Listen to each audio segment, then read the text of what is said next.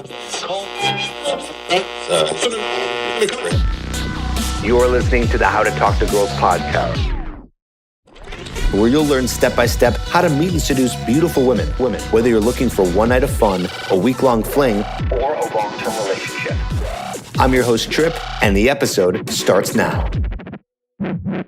Hello and welcome to the How to Talk to Girls podcast. I'm your host, Trip Kramer from tripadvice.com, and we are going to be doing an episode today where we're going to have 3 questions that you're going to need to get answered when you are starting to date a girl, so you know if she is going to be a quality partner, girlfriend, and maybe even wife eventually if you're going down that route. So we're going to go into that today. This is really based off of a YouTube video that I just did that got a lot of traction. Every once in a while, when there's a YouTube video on the channel that does really well and a lot of guys seem to comment on, I like to usually take those videos, turn them into more of a podcast session so we can dive a little bit deeper into it. And this is one of those topics that I think really deserves more of a podcast to really dive into, some of these questions that you want answered when you're dating a girl, something that, is a little bit more lengthy of a topic here. So we're going to go into that today. Real quick, don't forget, if you don't have my program Hooked, go get that at getherhooked.com. This is the core TripAdvice system to be able to attract beautiful women right from the beginning, right from steps A to Z, from the moment you say hello to her to the moment you have her in the bedroom to the moment she becomes your girlfriend and everything in between. Doesn't matter if you're a shy guy, especially if you are a shy guy.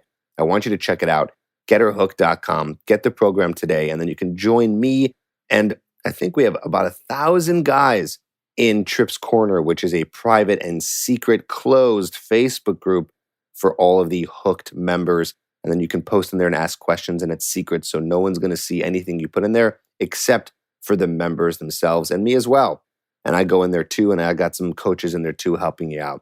So check it out, getherhooked.com, and let's get into today's episode.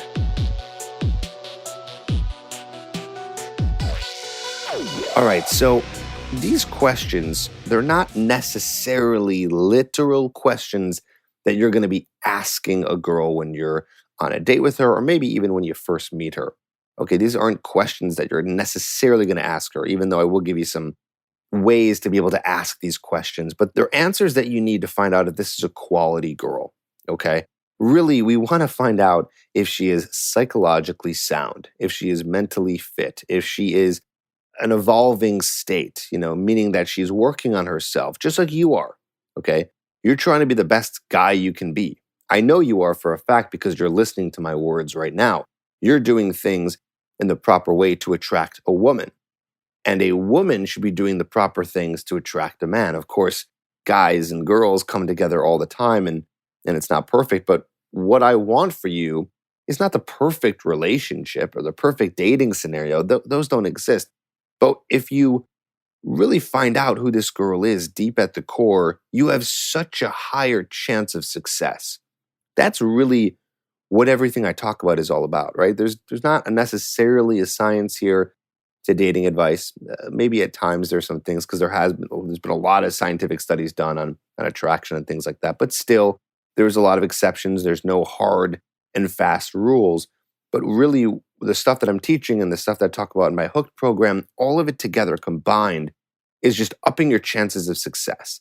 Like, what gives you more chances at being able to not just attract women, but get the right woman? So let's dive into it.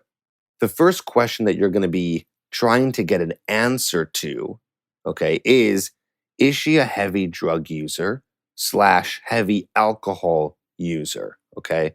Now, of course, I know there's a lot of college guys that listen to my podcast. I still think this applies to you, even though, you're in a time where there's a lot of drinking. I know how college is. I went to college, and in a lot of colleges, the culture there is about heavy drinking and partying. So I still, we're not going to use that as an excuse. Okay, we're not going to, well, we're in college and this is drinking a lot. It's still going to have a large impact on a relationship if you do end up getting into one in college. Okay, so again, let's talk about, how do you find out if she's a heavy drug user? How do you find out if she's a heavy alcohol abuser? And also, why does it matter? So first I'll answer the why. Okay. I'll answer the why, and then we'll go into how you kind of figure it out. Why do you not want this? Well, it should be self-explanatory. This one's pretty easy. You don't want someone who has any addiction problems, because then she's going to have a lot of problems in her life. And then it's not going to be a good partnership, because she's going to be more concerned about getting her next drink or getting her next drug than she is about being a good partner to you and being really present in the relationship, okay, or even in the dating relationship. So that's going to cause trouble, right? If she's an alcoholic, she's going to be a mess. And, again, it goes without saying, if you're addicted to drugs, or you're a heavy drug user, or you are a heavy alcoholic, your life is probably not put together. I can take a wild guess that if you're doing a lot of that, then your life is not put together. And then people might argue and say, whoa, Trip, I know people who are heavy drug users or smoke weed all the time, and they have their life together. We call those high functioning addicts. And yes, those exist. There are people out there who drink heavily, smoke a lot of weed, maybe even do, harder drugs. And they do have their life together. I like to call those exceptions. Okay. Again, I think those are exceptions. I don't think most women or most people in general really have their life together if they are big into drinking and doing drugs. Yes, of course. Is it possible? Well, yeah, it is possible to have someone who still gets to work on time, gets to class on time, whatever, and does that, but it's rare. And by the way, even that chunk of people, if they continue doing what they're doing, I don't think that is going to continue. I don't think the high function is going to continue. They're going to eventually waste away, and they're going to have a lot of problems. And I just want to zoom out for a second here. Really, all the questions and the things that we're finding out today on this podcast about the person is finding out if she can function normal in society, and if she has her life together, and if she is not a complete mess. Okay, those are the things we're trying to find out here. And by the way, I've had people comment on the video that I did on YouTube, and they commented and they said, "Oh, well, Trip, that's me. I like to smoke a lot of weed or do drugs or some of the." I don't want to get to the other two things yet, but they're describing themselves as like, "Well, that's me." Well, here's the thing: I don't think a girl should be dating you. Okay, I don't think a girl should be dating you if you are a heavy drug user, or if you have the issues that I'm about to talk about in just a second. The other two. Okay, so just understand that really, she's probably going to end up either avoiding you altogether or breaking up with you, because you're the one who has problems. So this is not just about, okay, you can do whatever you want, but let's find out about this girl. It's like, no, like hopefully in a, I put air quotes, perfect scenario is two people come together without a lot of these issues, or they are working on the issues. Okay. So we'll get more into that in a second. So heavy drug user, no good. Heavy alcohol user, no good. It's hard to say. It's different for everyone to say, what does that mean? Is like, how much is too much? How little is not a big deal? Okay, just think about it common sense. A girl smokes weed once a month, no big deal. Girl drinks 3 drinks per week. Okay, not a big deal, right? Obviously, it's not affecting her life. So just look and see, is what she's doing affecting her life? And yeah, it might be tough. You might not be able to find that out right away, but you can kind of dig it out of her. You'd see it, have you seen her around campus getting drunk? Are you going on the 3rd date with her and she's getting sloppy drunk every single time? Is she inviting you back to smoke weed at her place? And then, you kind of find out, oh, she smokes weed every single day. Okay. Maybe you can bring up in conversation the fact that you've tried drugs in your past. Has she ever tried any? Just part of conversation, ask her if she's ever tried anything and kind of dig it out a little bit. As you guys continue dating, it might be a little bit of a kind of probing to find out. She might hide some of these things, but you'll be able to tell. I mean, if you guys are hanging out during the day and she seems like she's acting a little weird, or every time you guys ever hang out, she wants to get a drink. And I've had that before, where like literally every time I go on a date with this like one girl, she always wants to go get drinks. It's like, why do we have to do that every single time we hang out? That's kind of a red flag here. Okay. So see what you can do there, probe a little bit, find out what's going on. You'll be able to tell fairly quickly. Okay, the second one is actually one of the reasons why I wanted to do this podcast, because this one takes a little bit more explaining, and I'm not an expert at it, but I can give you the best to my ability here. I said on my YouTube video that this is something you might want to research on your own time, just because I'm not a psychologist and I don't claim to be, and this is something that you should be learning on your own time or maybe even talk to a psychologist about. And this is the idea of finding out the relationship that the girl has with her father. Okay. Now, again, I'm just playing odds here. And really, you'll find that if you ever are dating a girl and you find out that she doesn't have a good relationship with her father, I'm not saying that she has to have this amazing relationship with her dad and they're best friends and she's daddy's little girl and wow, but if she has a poor relationship with her father, she doesn't talk to him. Maybe the father passed away at a young age, so she never even had a relationship with her father.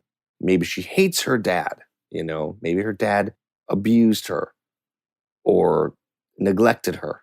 There's a bunch of things. But either way, the idea is if she had a poor relationship with her dad, people call these daddy issues, it could mean that she has or is prone to psychological issues. This is where it gets a little tough, and I don't claim to be an expert here, and I don't want to sit here and butcher the topic and say anything that is false. So I really encourage you to kind of learn more about this.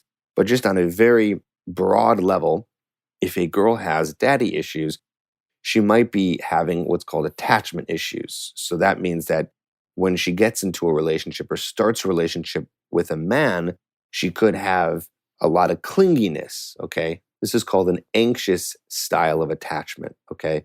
And a girl who can be very clingy, very jealous all the time, just really anxious all the time about your relationship and causing a lot of trouble for the relationship, maybe starting fights all the time or just being like a complete mess, really nervous whenever you're going out, maybe to go to a bar with your friends or hanging out with a buddy. She gets really nervous and scared and jealous and just a lot of emotional issues there for very normal things. And this is because she has an anxious attachment style, maybe because she wasn't close with her dad. There's a lot of different reasons. Or maybe she's more of an avoidant. Okay, that means that you get into a relationship with her and she plays too many games where she just avoids you a lot and doesn't really know how to properly give another partner like yourself love and show love properly. And she kind of avoids any kind of closeness or avoids getting too attached to somebody. That's another possibility.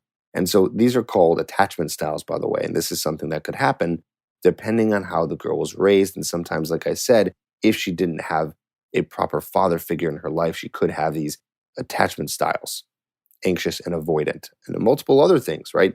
Who knows? There's a lot of women out there who, connected to the last thing I said, become addicts because they had a poor relationship with their father. And there's a lot of deep, deep pain there that they're trying to cover up. And then she dates a guy like you and she's looking to you to save her, and you become this weird father figure in the relationship. And that's really bad, okay? If you become this metaphorical father figure in the relationship, you're not having a very normal relationship. She's not able to love you in the proper way and be able to have a relationship that's going to be at least a little bit more normal if she's looking to you not just like a lover, but like a father. That might sound kind of weird. I know, like, wait, father, why would she want to date her father? It's not really that literal.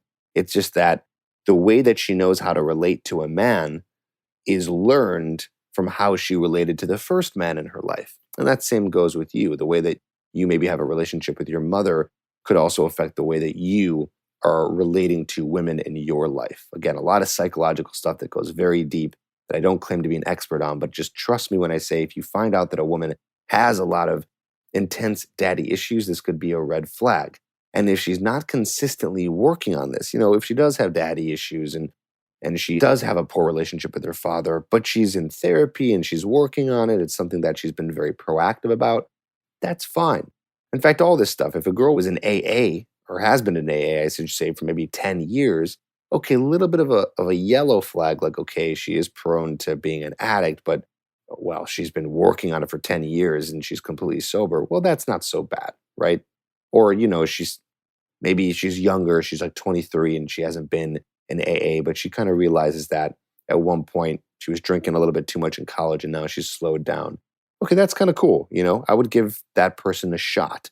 If they're working on it and they're growing and they're evolving, yeah, sure, let's give that person a shot. But if they're smack dab in the middle of their addiction or in their anxiety or issues with their dad, that's bad. That's not good. That's a little bit of a harder one to figure out.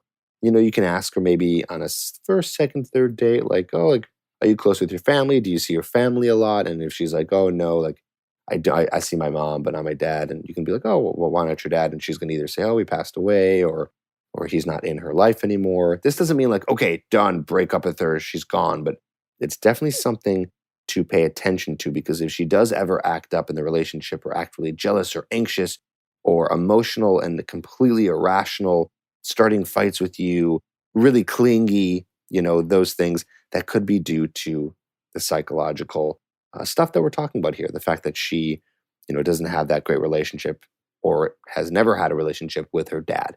So important to figure out, kind of learn about it, talk to her about it, and see if that's something that exists in her life. You know, Again, if she's like, oh yeah, like my parents are divorced, but yes, I see my dad a lot and I see my mom a lot, yada, yada, yada. Okay, then that means it's probably fine and normal. Again, it doesn't have to be like she's best friends with him. Not a big deal. All right, so let's go to the third one now. So now we talked about drug addictions and alcohol, her relationship with her dad. Okay, that's a big one. Here's another one. And I think that guys look over this one pretty fast. It's not often that this happens, but you want to find out, does she have either a passion for her job or does she like her job? Okay.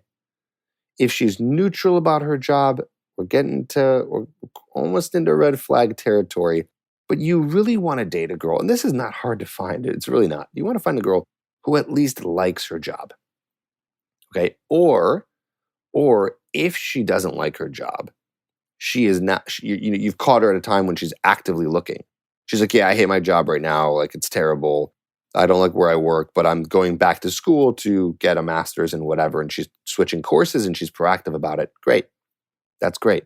But if she's like a waitress and she's like, yeah, I'm a waitress and it sucks and I hate it, or whatever, it doesn't matter if she's a waitress. She could be making 6 figures a year, but she just completely hates her job and she's not passionate about it and it's just terrible and she doesn't like her boss and whatever. Or she loves her boss, but she's making no money. It doesn't matter. If she doesn't like her job, this is a red flag. Really. I don't think a lot of people talk about this, but this is a red flag to me. You know why?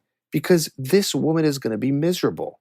She's going to be miserable. When we go to work, we're spending a lot of time there. Work, for some people, is sometimes their whole life. It's like takes up their whole life.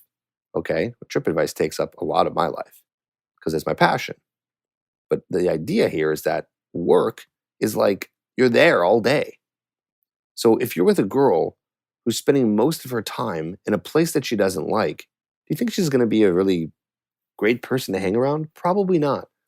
She's probably going to be pretty miserable, pretty stressed out. Now, she might be very good at hiding it. So when she's around you in the first like 1 to 5 dates, maybe she doesn't talk about it, or, she's very happy because she found a guy that she really likes. But let me tell you, down the road, when that kind of wears off, she's not like super excited about this new guy and you guys have been dating for a while, you can definitely bet that she's going to be showing you how stressed out she is, how anxious she is. And that's fine. That's normal. This happens. Okay. Humans get anxious. Humans get upset. Humans get depressed. Humans get angry. Emotions are fine. You don't want an emotionless girl, but if she hates her job, she's going to be complaining about it all the time. And she's going to be miserable all the time. Do you want to be with someone who's miserable all the time? No. If you were miserable all the time, I wouldn't tell a girl to date you either. Okay, that's the thing here. Is this goes for you too. Hopefully you're doing something that you like. Hopefully, you are at least pursuing something that you're interested in. Because then you're going to be a lot happier, a lot more motivated. Okay? It really, your work, your career, your mission, whoever you are, guy, girl, doesn't matter. It's a big part of your life. It's a big part of your life. Whether you like it or not, it's a big part of your life. And it can have a big toll on your emotions and your psyche. So you want to find a girl who enjoys what she's doing. And like I said earlier, if she's neutral about it, that's yellow flag territory, because if she's neutral about it, I don't see how it's going to get any better. Sounds like it might get worse.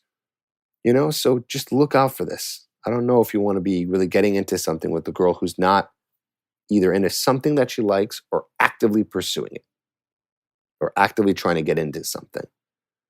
So this is a pretty easy one to find out. So you ask her what she's doing for a living, you're going to find out. You can find out in the first minute that you meet a girl. If you go out and meet a girl at a bar or on the sidewalk or chatting with her on an app or something, and you go, oh, how do you like it? She's a lawyer. You're like, oh, how do you like it? And then she'll tell you, oh, God, it's miserable. I work 80-hour weeks. I hate it. It's terrible, yada, yada, yada, yada. Or she's like, oh, you know what? It's kind of stressful sometimes, but really I love it. It's my passion. I've always wanted to be a lawyer. I've been doing it for however many years. So find out. Easy one to find out. Again, I think you see the common theme here with all these is that really you're trying to find out if this girl is going to be capable of being in a healthy relationship. If a girl hates her job, if a girl has daddy issues, or if a girl is a drug user, a heavy alcohol user, or if she's all three, then she's not. And neither will you. Really nobody. And even one of the three is just bad enough. So look out for these, okay? Now, you might be like, well, Trip, how do I even attract these girls? Well, like I said in the very beginning of the episode, you can learn how to attract these girls by going to getherhooked.com and getting the Hooked program. And then when you learn all that, learn how to attract them, then you take it to the next level and say, okay, now I know how to attract them. How do I find out who's good for me? Who's good for me? Who's going to be a good partner? And that's where you bring in these 3 questions. Okay, so there you go. Good stuff on today's episode. Don't forget to write a review. They've been slowing down here on iTunes and Stitcher. So write a review for me and press subscribe to get the latest episodes that come out. This one comes out, I believe, today on Thursday.